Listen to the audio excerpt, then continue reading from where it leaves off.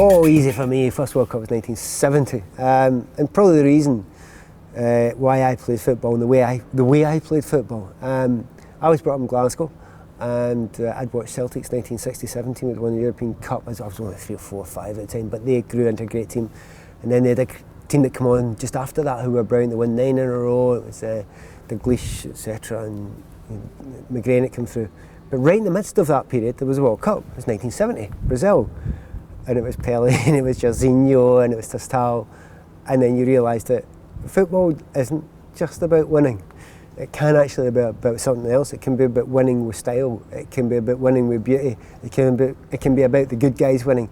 Now that's not being anti-English from a Scotsman. I know England were in there as well, but you got to support Brazil if you were watching them. First time I'd watched football in colour as well. It was a glorious, glorious, glorious World Cup, and Brazil were fantastic in that final, where they won against the kind of very negative Italians. So that was my first real memories of it.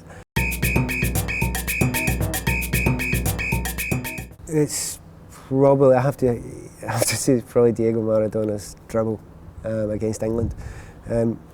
I liked dribbling myself. He had that goal. I was angry with that goal, with the punch. Again, Scotsman, I'm not anti-English, but I don't like cheats. Don't like cheating.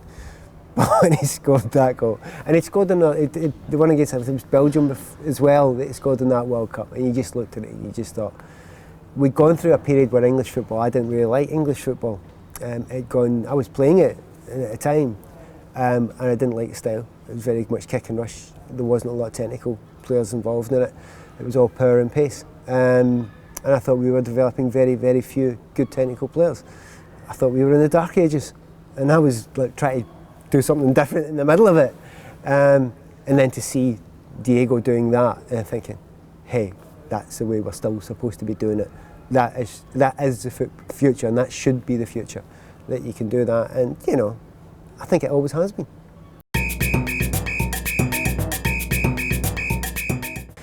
Well, I'm quite selfish about it because I was in Seoul. I was all the way through Korea for that World Cup. I was there for a month working for the BBC, and it was fabulous.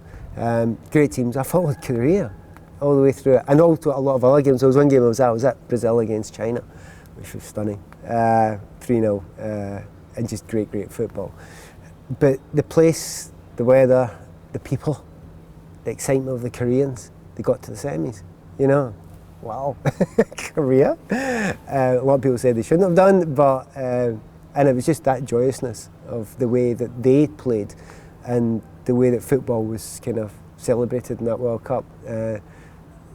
England were in Japan, and it didn't really have great effect on me really, but that was the one that really made it for me. I loved that World Cup, but everyone has got its own special thing. But if you're at a World Cup, there's a feeling about it, and to be honest, Japan, Korea, great for me.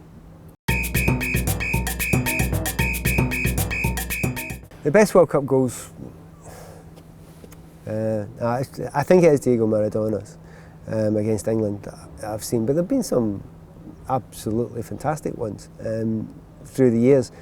Archie Gemmill scoring for Scotland.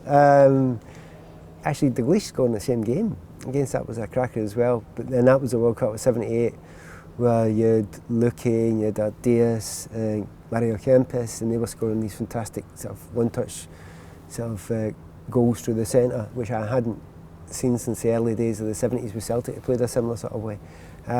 So all in their different ways have been great. The great Dutch goals where they're scoring from 30 and 40 yards. Diego, I'm afraid.